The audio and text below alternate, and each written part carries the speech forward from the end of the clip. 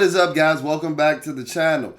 With our Commanders dealing with a mini bye week with them playing on Thursday Night Football, they didn't get a chance to play on Football Sunday of the Week 11 of the 2024 NFL season. So I wanted to, give you guys a special treat and still leave you guys with a video in lieu of a bleeding B&G episode. But before we get too deep into this video, you already know what I'm going to say. Be sure to comment, be sure to like, be sure to subscribe. On the road to 2,000 subscribers, and I can't do it without your help. So go ahead, hit that subscribe button, hit that like button, turn your notifications on, and let's get into today's content. So as you see up on this screen, we actually had the Rookie of the Year odds going into this week prior to the Pittsburgh Steelers game. So prior to the Pittsburgh Steelers game, Jayden Daniels was a minus 3,000 favorite to win the Rookie of the Year, and that was after him only being a minus 145 favorite prior to the Commanders-Bears game.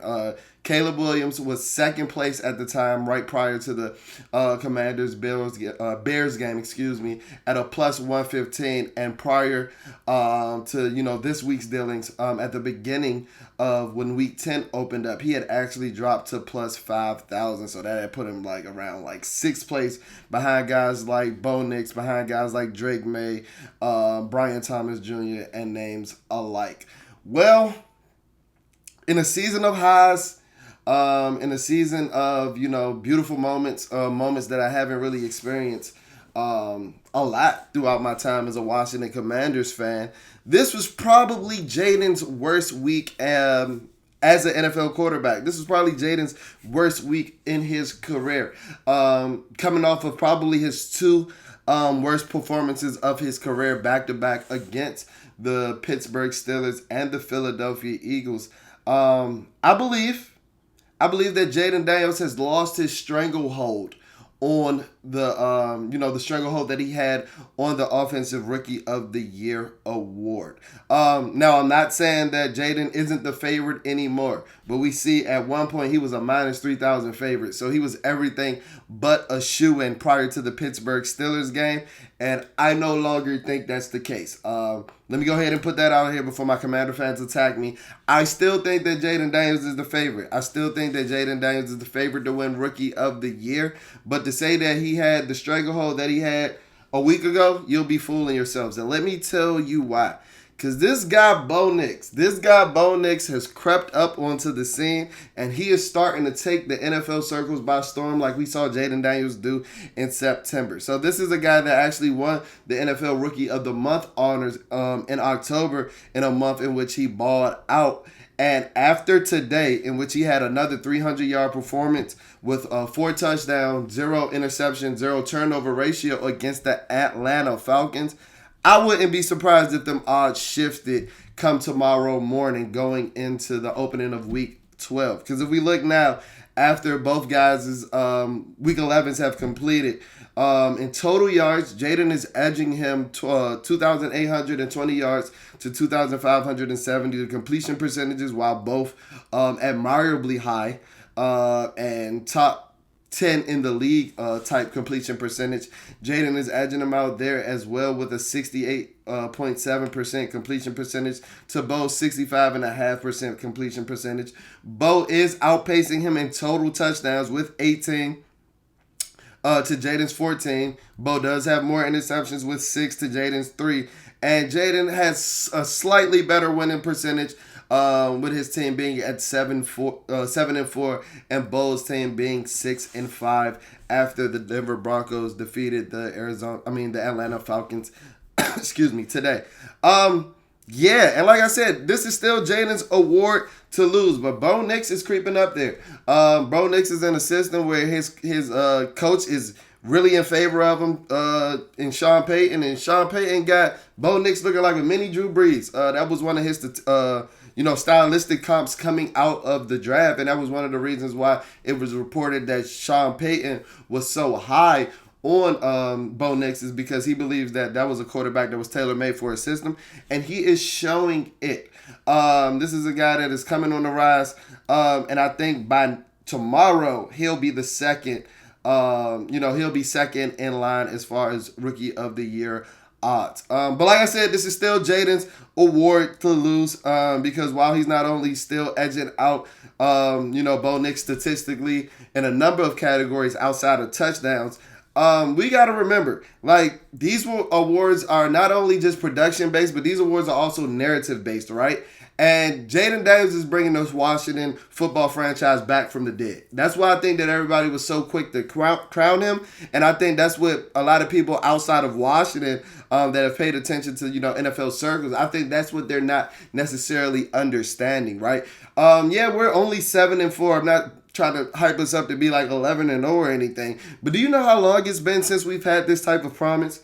I'll let you know. It's been since 1999 when Daniel Snyder took office as, the Washington Redskins at the time owner. But these awards are narrative based, and for Jayden to hit the ground running and to bring a sense of pride back to the city, and not only just the city, to the organization, the NFL noticed that, right?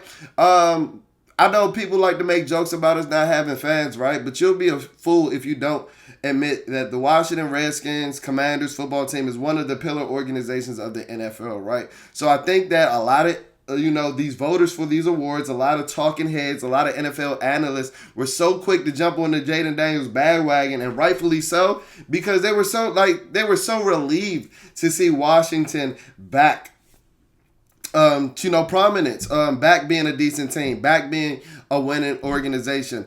Because I truly believe, just like the New York Knicks in basketball, I believe that the NFL is better when the Washington football team or the Washington football organization is being successful. So we got to remember that a lot of these rewards are narrative based, but Bo Nix is doing his thing. This is not a slight to Jayden Daniels by any means, but this is just the ebbs and flows of a season and how they go. I'll be particularly interested in seeing how the odds shake up come tomorrow morning after Bo Nix's performance, because while Jayden has been amazing, he hasn't had a statistical performance quite like the one that Bo Nix had today. Jayden Daniels' best game, in my opinion, probably came against the Cincinnati Bengals.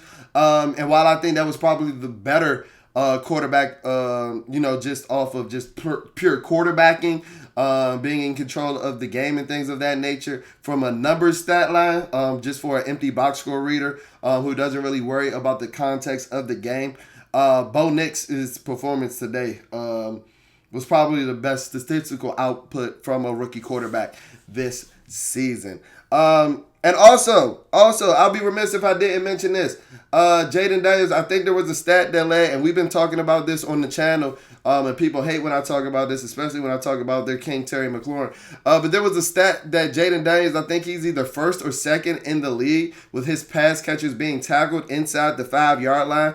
I think it was a total of like 5 or 6. So just imagine if those 6 pass catchers that got tackled within the 5-yard line actually converted into the end zone. Jayden Daniels' stat line will look a lot better. That would be closer to 20 touchdowns to go along with the rushing touchdowns. Both guys have 4 rushing touchdowns. Yeah, because Bo is sneaky athletic. I don't even know how sneaky it is, being that he was in college for 1,000 years. But Bo does have a little bit of athleticism to him. And we've seen that Jayden Daniels' legs haven't been a huge part of his game since, his injury sustained against the Carolina Panthers. This is a guy that hasn't had a rushing touchdown since the Arizona Cardinals, and that's after him having 4 touchdowns in our first 4 games. So it's interesting to see how the rest of this season shakes out as far as the offensive rookie of the year, because while I think that Jayden Daniels is still the favorite, he is no longer the shoo-in that he was a week ago. Minus 3,000 odds, that's damn near a guarantee. Word to Charles Barkley. But I do think that Jayden has a chance to tighten his stranglehold back to what it once was, to further extend his lead on the rookie of the year count and things of that nature. Because if we can look at his schedule, while he did just face a gauntlet of a schedule going against the Pittsburgh Steelers and the Philadelphia Eagles back-to-back, 2 of the best defenses in the NFL, the competition, especially as far as the defenses, start to lighten up a little bit. We get the cupcake-ass Dallas Cowboys this week. And if Jayden doesn't go off against them, and if Jayden doesn't have a meteoric game against them, The talks are going to start. The talks are going to start, and the stranglehold is going to get looser and looser. But I fully expect him to go off against the Dallas Cowboys. But then he also has the likes of the Tennessee Titans and the New Orleans Saints. And the Atlanta Falcons that Bo Nix just beat the shit out of is on Jayden Daniels' schedule as well. So I do think as the schedule gets back a little lighter than what it was in these past couple of weeks, I think that, Jayden Daniels further can extend his lead and tighten that stranglehold on the Rookie of the Year award. One more guy that I'd be remiss to not mention. Don't think that he's necessarily ahead of, Jayden Daniels or Bo Nix as of right now, because just like the MVP award, the Rookie of the Year award is low-key kind of turning into a quarterback award. But Brock Bowers is a fucking grown-ass man. Brock Bowers is a generational type talent, and I see, and we're starting to see why he was one of those ones being talked about coming out of the draft. This is a guy that has 70 yards on the season. 70 catches on the season for 700 yards and 3 touchdowns. He's practically the entire Oakland Raiders. Las Vegas Raiders, excuse me. He's practically the entire Raiders offense. Today I saw him winning one-on-one reps against fucking Jalen Ramsey. Like, this is a tight end. Like, no, calling Brock Bowers a tight end is selling him short. This is an all-around football player, jack of all trades. We've seen him take handoffs. We've seen him take end arounds. And he's really putting on for the Raiders in his rookie season. Like I said, he's completely taken over the offense. Another 13 catches a day. You've seen games where he had 10 catches, 9 catches. And he's slowly creeping into best tight end in the league discussions, kind of taking that crown off of, or he's easily the best young tight end as of right now, taking that crown off of a guy like Sam Laporta. But while, we were talking about Malik Neighbors and Marvin Harrison Jr. and, Brian Thomas coming out of, the draft, and rightfully so, all elite pass catchers. It seems like Brock Bowers might be the most productive pass catcher, at least in his rookie season coming out of the 2024 draft. So this is a sneaky dark horse candidate if you're a gambling degenerate and you want to make a good value bet. I don't see how the Raiders function without Brock Bowers being spamped in the offense. So that's a good play on that. But yeah, as I firmly stated at the beginning of the video, this is still Jayden Daniels' award to lose, but it'll be interesting to see how the rest of the season plays out. Thank you guys for tuning into this video. As always, if you're not checking us out on social media, go ahead and do that at BleedingBNG on Instagram, BleedingBNG, BNG at BleedingBNG on X, BleedingBNG. So there's only one G in our X handle. And yeah, guys, thank you guys for tuning into the channel. Hit that notification button so you're not missing any of this content. And I'll be back checking on you guys on the flip side. Peace.